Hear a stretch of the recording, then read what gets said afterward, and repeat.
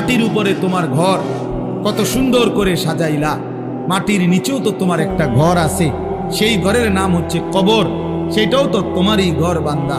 ওই ঘরটা এরকম খালি রাখলা কেন? তোমার মাটির উপরের ঘর যদি তুমি সাজাও, তো তোমার মাটির নিচের ঘর কে সাজাবে?